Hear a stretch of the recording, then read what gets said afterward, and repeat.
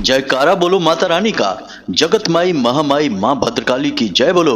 माता रानी के सांचे दरबार की जय बोलो। कन्या राशि वालों, आप सभी का बहुत बहुत स्वागत है कन्या मंथन भिंड यूट्यूब चैनल में। बंधुओं, रोज सुबह जागते ही केवल 3 बार ले लो इस एक देवता का नाम। उसके बाद दिन भर आपके साथ जो चमत्कारी घटनाएं होंगी, आपकी जो किस्मत चमकेगी, उसे देखकर आप खुद भी हैरान रह जाएंगे। हम आपको यहाँ किसी उपाय या फिर क्रिया के विषय में नहीं बता रहे हैं। यह एक बेहद ही प्राचीन और गुप्त पद्धति है, या यूं कहे कि विद्या है। जो इसे जानता है उसका जीवन 100% उसके नियंत्रण में होता है। उसका भाग्य हमेशा सूरज की तरह चमकता है और उसका जीवन जीते जी स्वर्ग के समान सुंदर हो जाता है। अब एक बात और बंधुओं, हमारी बातों को बिल्कुल भी हल्के में मत लेना, मजाक समझने की भूल मत कर देना, वरना आपको बहुत पछताना पड़ेगा। क्योंकि अपने जीवन को बदलने का एक सुनहरा मौका, एक बेहद ही प्राचीन और बेहद ही शक्तिशाली गुप्त विद्या को आप ठुकरा देंगे। जी हाँ बंधुओं, पहले आप हमारी बात को ध्यान से समझिए। हम जो बातें आपको बता रहे हैं वे पूर्ण रूप से प्रामाणिक हैं और इनके कई जीते जागते उदाहरण हमने अपने आंखों से देखे हैं और इस विद्या को काफी गहराई से समझा है और खुद अपने ऊपर भी आजमाया है। तभी हम इसके विषय में आज आपको बताने जा रहे हैं। तो बंधुओं, आपको आज इस कार्यक्रम को पूरा शुरू से लेकर अंत तक देखना ही होगा, क्योंकि यह कार्यक्रम कोई साधारण कार्यक्रम नहीं है। यह हमारे जीवन भर के अनुभवों का निचोड़ है और सैकड़ों हजारों लोगों पर आजमाई गई इस विशेष गुप्त विद्या का सार है। जी हाँ बंधुओं, अब एक बात यहाँ पर हम पूरे दावे के साथ आपसे कहते हैं कि यदि आपने इस कार्यक्रम को अच्छी तरह से देख लिया, समझ लिया और इस कार्यक्रम में बताई गई बातों को अच्छी तरह से अपने जीवन में बिल्कुल जैसे हम आपको बता रहे हैं वैसे ही उतार लिया, तो आपकी किस्मत पूरी तरह से आपके काबू में होगी। आप जो चाहेंगे वह आपकी जिंदगी में आ जाएगा। चाहे फिर वह करोड़ों की धन दौलत हो, बड़े से बड़े कर्जे से मुक्ति प्राप्त करना हो, वह भी मिल जाएगा।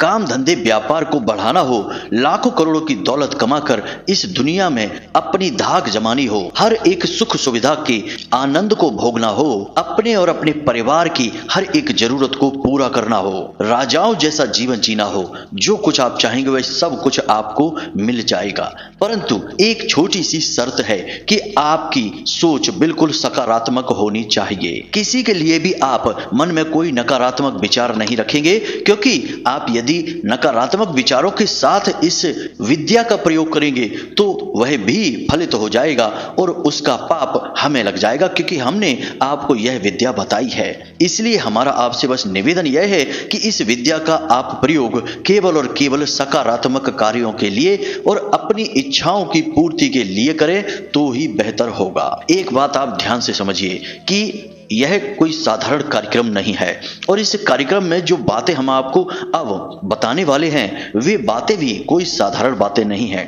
पूरे YouTube पर कोई आपको इन बातों को नहीं बता सकता। इसका कारण है, सबसे बड़ा कारण तो यह है कि इन बातों को जानने के लिए खुद आध्यात्मिक अनुभव होना आवश्यक है, लंबे समय तक साधनाओं का अनुभव होना आवश्यक है, साथ ही साथ शास्त्रों की और ज्योतिष के ग्रहों की अच्छी तरह से समझ होना आवश्यक है। एक इंसान के अंदर इतनी सारी चीजों का मिल पाना बहुत मुश्किल होता है। अब इसे आप अपनी किस्मत कहिए, माता रानी की विशेष कृपा कहिए कि आज हमने माता रानी के आदेश से ही आपके लिए इस विशेष कार्यक्रम को बनाने के बारे में विचार किया है। अब ऐसे में आपको बस इतना करना है कि इस कार्यक्रम को अंत तक देखना है, सारी बातों को गहराई से समझना है। जिन चीजों की जरूरत पड़े तो उन्हें पेन और कॉपी लेकर बैठना है और नोट कर लेना है।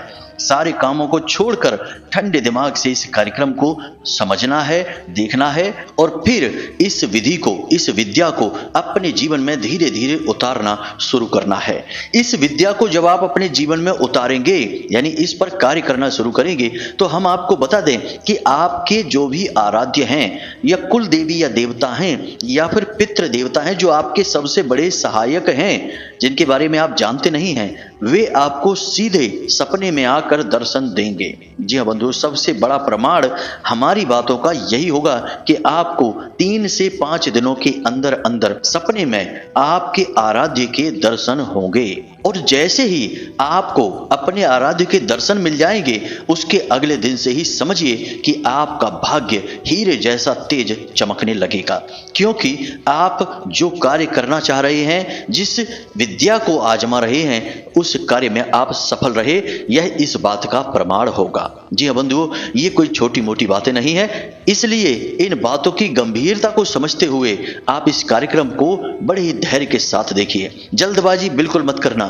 यदि अब भी आपको जल्दबाजी में ज्ञान चाहिए और यह सोच रहे हैं कि सीधी बात क्यों नहीं बता देते, इतनी सारी बातें क्यों कर रहे हैं, तो हमारा आपसे निवेदन है कि आप अभी इस कार्यक्रम को छोड़कर जा सकते हैं। कोई समस्या नहीं है, आपके लिए यह विशेष ज्ञान, यह विद्या अभी नहीं बनी है, या यूं कहें कि आप अभी इसके लिए तैयार नहीं हैं। जब आप इसके लिए तैयार होंगे तो माता रानी स्वयं आपको इस विद्या के लिए कहीं ना कहीं से साधन जुटा देंगी। तब तक आप यूं ही भटकिए इस संसार में और ठोकरें खाइए, दुख तकलीफ और परेशानियों को झेलिए।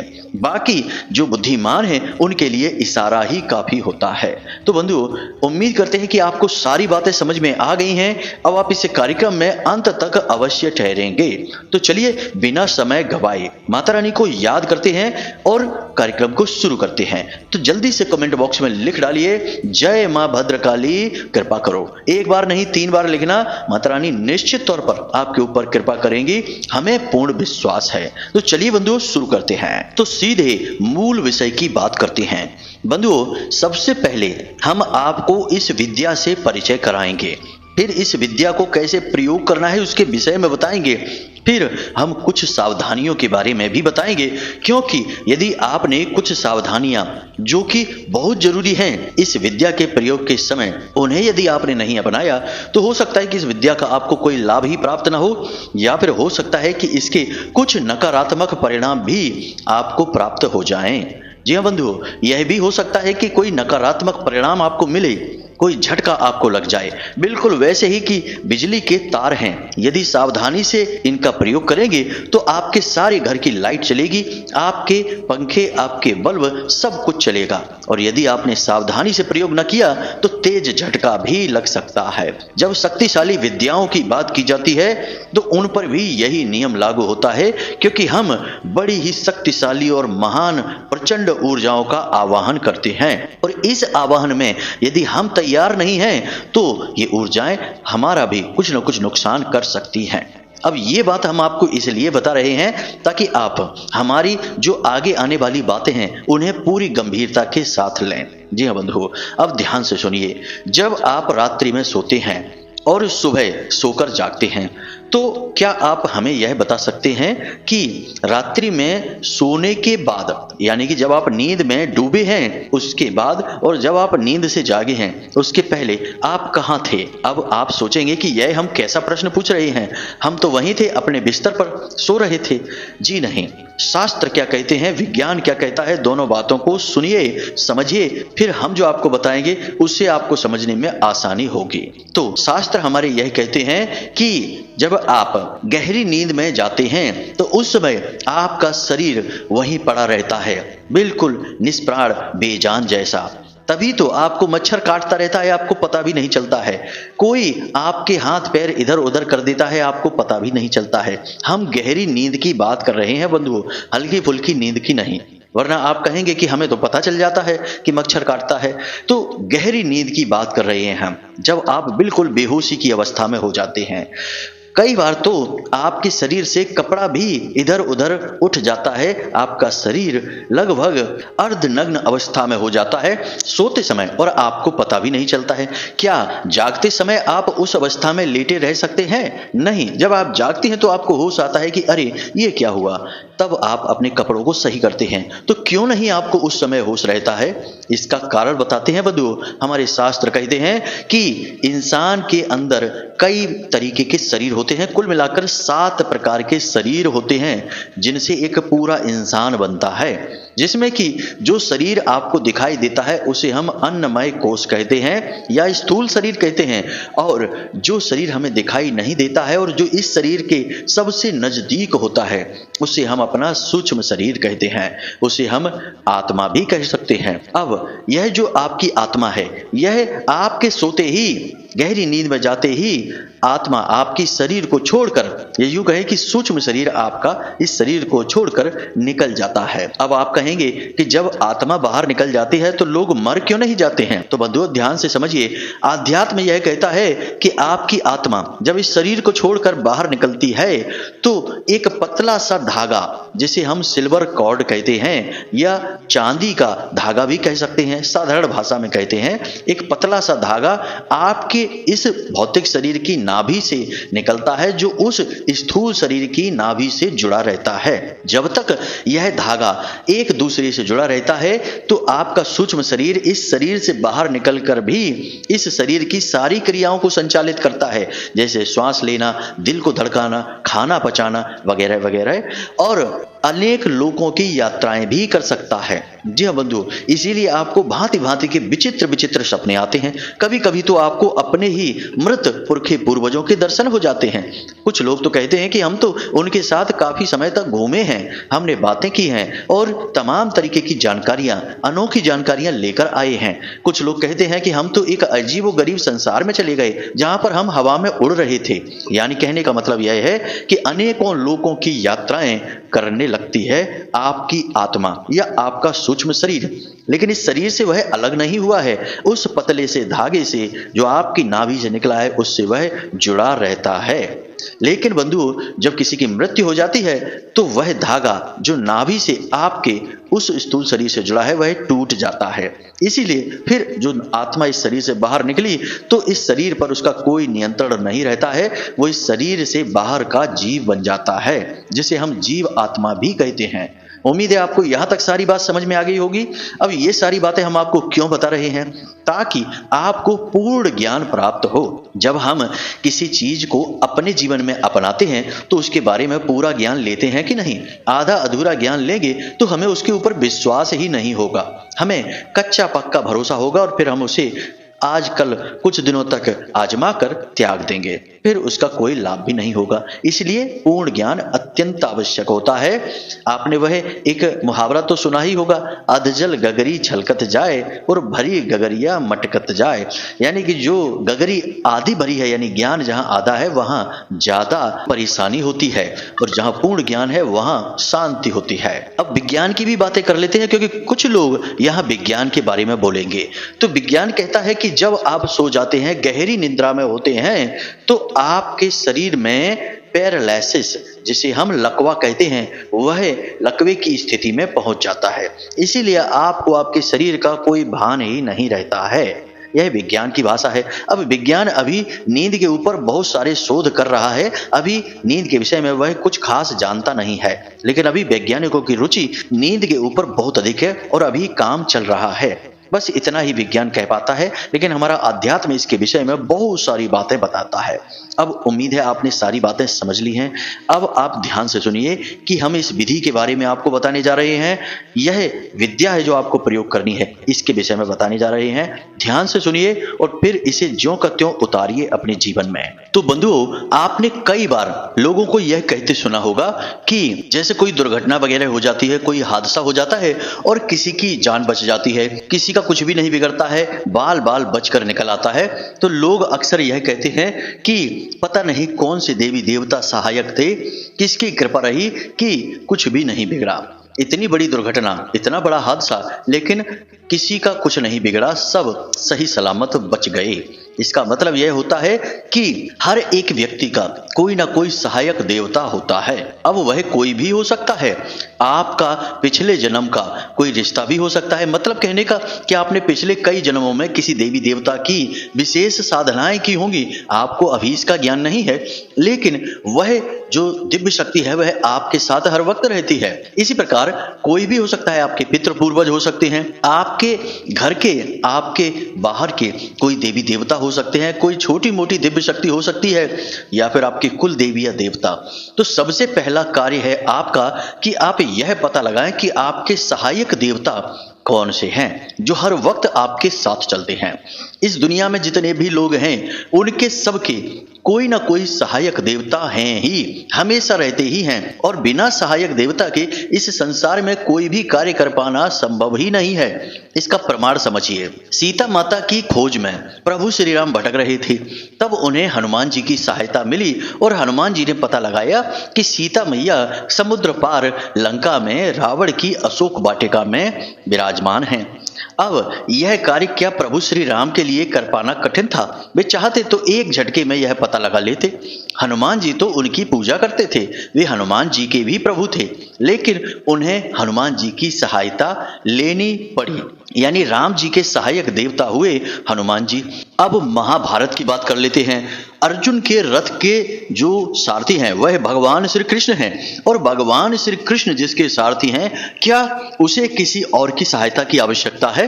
क्या भगवान श्री कृष्ण को भी किसी की सहायता की आवश्यकता है? फिर भी भगवान श्री कृष्ण की सहायता के लिए अर्जुन के रथ के ध्वज पर विराजमान हुए बजरंग बली यानी हनुमान जी, यानी कि भगवान श्री कृष्ण और अर्जुन के सहायक देवता भी हुए हनुमान जी ही। आप शास्त्रों में कोई भी प्रसंग को उठा लीजिए, किसी भी कथा को उठा लीजिए, जिस कथा में भी जिस भी पात्र ने कोई भी बड़ा कार्य किया होगा तो उसका कोई ना कोई सहायक देवी देवता अवश्य रहा ही रहा है, चाहे किसी भी स्थिति में हो। अब हमारे शास्त्रों में तो इसके प्रमाण जगह जगह पर मिलते हैं, कूट कूट कर भरे हुए हैं, लेकिन आज के इस युग में लोग इन बातों पर विचार करना ही छोड़ देते हैं, क्योंकि कहते हैं कि आज का युग नया युग है। अब हम आज के युग में पढ़े लिखे लोग हैं, हम इन बातों को नहीं मानते हैं और बाद में फिर हर बात में असफल होकर इधर उधर रोते फिरते हैं और कहते हैं कि हमारी मदद करो। कहीं कुंडली दिखाते हैं, कहीं किसी से हाथ दिखाते हैं, और कहीं पर किसी ने कह दिया तो पूजा पाठ करते हैं, उपाय क्रियाएं करते हैं, फिर भी लाभ प्राप्त नहीं होते हैं। जड़ में अगर कीड़ा लगा है तो ऊपर ऊपर दवा डालने से क्या होगा? पानी पौधे में यदि ऊपर ऊपर डालें, जड़ में न डालें, तो क्या पौधा पनपेगा? नहीं। आपके सहायक देवता कौन हैं? कौन सी वह दिव्य शक्ति है जो हर वक्त आपके साथ चलती है, हर अच्छे बुरे को देखती है और उसी के अनुसार आपके भाग्य को निर्मित करती है, आपकी सहायक भी है, आपके हित में सोचती है, लेकिन आपको इसके बारे में कोई ज्ञान नहीं है। तो ध्यान से सुनिए। सबसे पहला कार्य है उस दिव्य शक्ति का पता लगाना, फिर उस दिव्य शक्ति के लिए विशेष अनुष्ठान करना, उसकी ऊर्जा को बढ़ाना, या यूं कहें कि स्वयं को उसकी ऊर्जा के लायक बनाना, फिर अपने जीवन में कामयाबी हासिल करना। यही है सही तरीका। देखिए, शास्त्र में कोई बड़ा युद्ध करने कोई जा रहा है, कोई भी विशेष कार्य करने जा रहा है, तो क्या कहा जाता था कि पहले इन देवी की पूजा कर लीजिए, इन देवता की विशेष अनुष्ठान कर लीजिए, यज्ञ हवन आदि करवा लीजिए, तब कार्य को करिए, क्योंकि वे उनके सहायक देवी देवता होते थे। तो उम्मीद है कि यहां तक आपको सारी बात समझ में आ गई है। अब आपको पता लगाना है कि आपका सहायक देवता कौन है जो आपके साथ हर वक्त रहता है। याद रखना कि वह कोई भी हो सकता है, शंकर जी हो सकते हैं, हनुमान जी हो सकते हैं, भगवान श्री कृष्ण, प्रभु श्री राम, या फिर दुर्गे माँ या माँ भद्रकाली भी हो सकती हैं, जैसे हमारी सहायक देवी माता बगलामुखी हैं। माँ भद्रकाली भी हमारी सहायता करती हैं, लेकिन माँ बगलामुखी हमारी सहायक हैं, हर वक्त हर पल हमारी रक्षा करती हैं, 24 घंटे हमारे साथ रहती हैं। तो बंधुओं, अब ध्यान से सुनिए, हम आपको एक छोटी सी विधि बताने जा रहे हैं। आपको यह विधि शनिवार या शुक्रवार के दिन से प्रारंभ करनी है। आपको क्या करना है, ध्यान से समझिए। थोड़ी सी इलायची चाहिए आपको, एक सुपारी चाहिए, एक लौंग का जोड़ा चाहिए। इलायची कुछ ज्यादा मात्रा में चाहिए, मतलब कि 20-25 इलायची चाहिए, जो हरी इलायची आती है बाजार में, वे चाहिए आपको।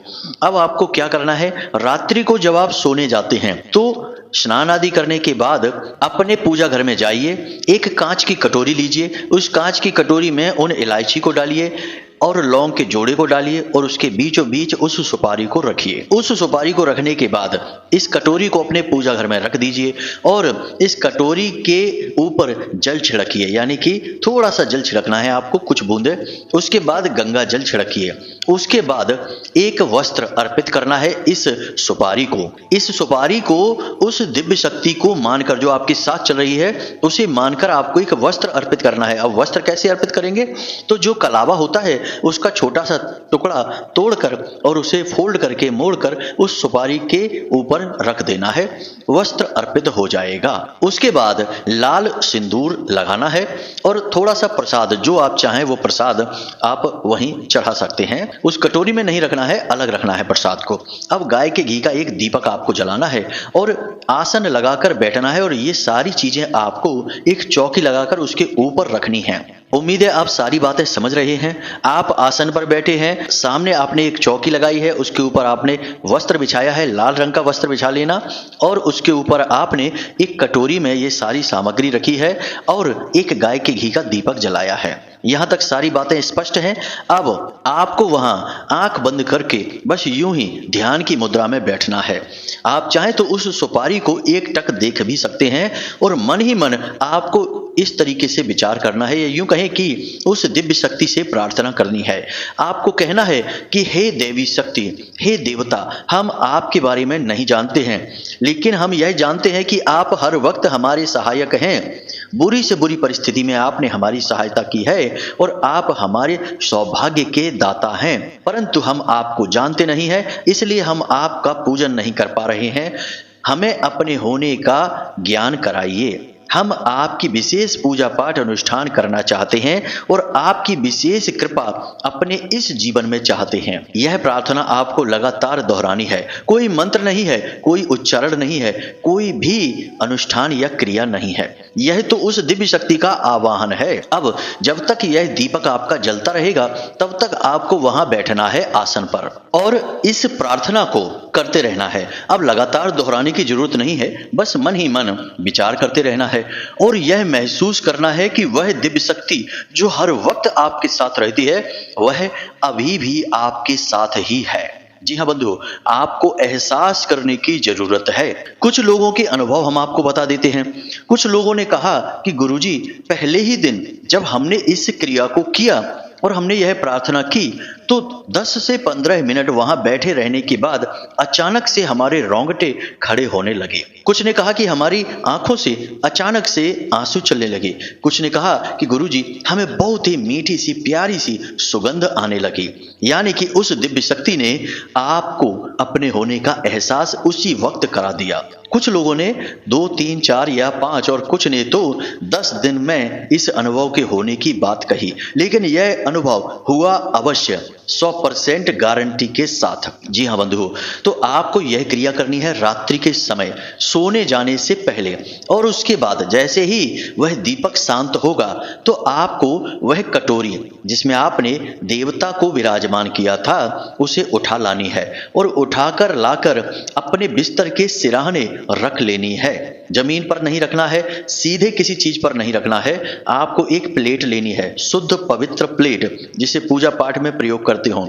उस प्लेट के ऊपर आपको एक लाल रंग का कपड़ा बिछाना है और उसके ऊपर आपको उस कटोरी को रखना है और उस कटोरी के ऊपर भी आपको एक लाल रंग का कपड़ा डाल देना है, यानी उसे ढक देना है, खुला नहीं रखना है यूं ही, और उसे अपने सिरहाने अपने बिस्तर पर रख लेना है।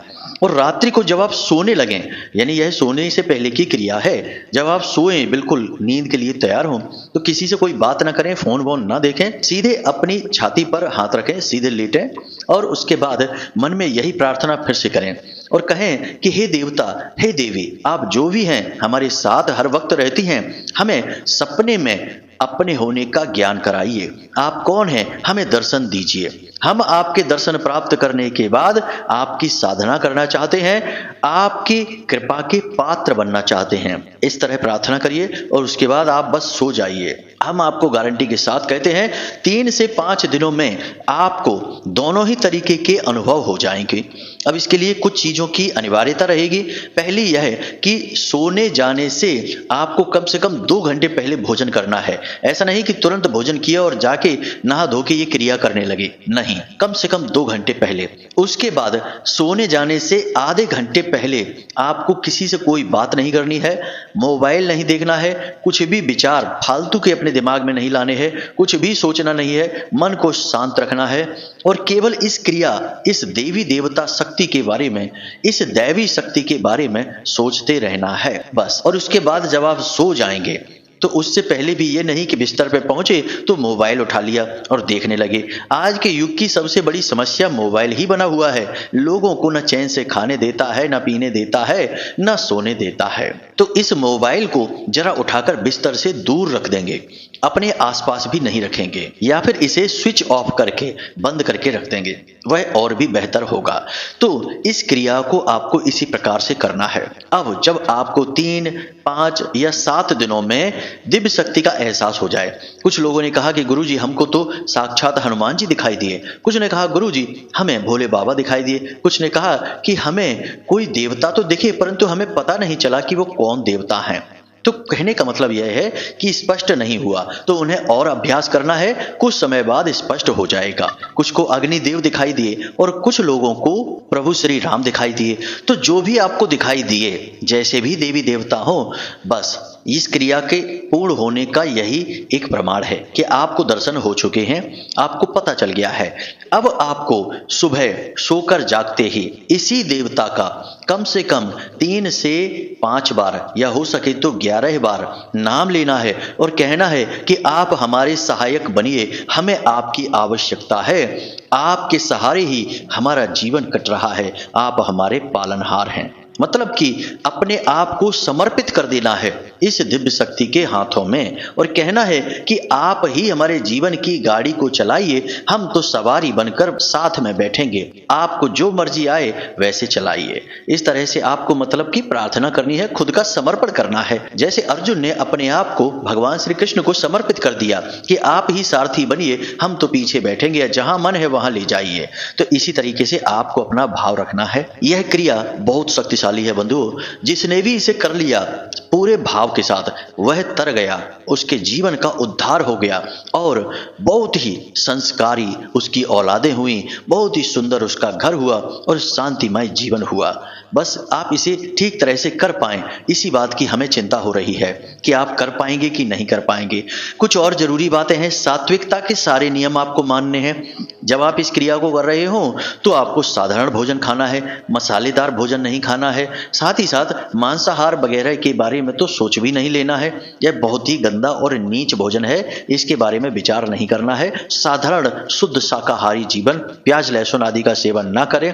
इसी के साथ साथ झूठ न बोले, शांतिपूर्ण जीवन जिए, किसी के साथ कोई अन्याय न करने पाए। बस इन बातों का ख्याल रखना है, वाणी को मीठी रखना है, कम बोलना है और आप देखेंगे कि कैसे आपके जीवन में अद्भुत चमत्कार और क्रियाएं होनी शुरू हो जाएंगी। माता रानी तो आपकी सहायक हैं ही। हम तो माता रानी से प्रार्थना दिन रात करते रहते हैं कि आप लोगों के जीवन में सुंदरता लाएं, आपकी मनोकामनाएं पूरी करें। तो इस क्रिया के पूर्ण होने में भी माता रानी आपकी सहायक होंगी, हमें पूर्ण विश्वास है। तो चलिए बंधु, आज के इस कार्यक्रम को यहीं पर समाप्त करते हैं। कोई प्रश्न यदि आपका बने तो आप व्हाट्सएप नंबर पर मैसेज करके पूछ लें, समय मिलने पर हम आपके प्रश्नों के जवाब आपको अवश्य देंगे। इसी के साथ साथ बंधु, आज के इस कार्यक्रम को यहीं समाप्त करते हैं। हमेशा हंसते रहिए, मुस्कुराते रहिए, सकारात्मक रहिए और भगवान में अपनी आस्था और विश्वास बनाए रखिए। दिन में एक बार मंदिर अवश्य हो आइए, क्योंकि आपका उद्धार तो वहीं से होना है। तो मिलते हैं अगले ज्ञानवर्धक कार्यक्रम में, तब तक के लिए धन्यवाद। प्रेम से बोलिए जय माई की जय, मां भद्रकाली। माता रानी आपका कल्याण करें।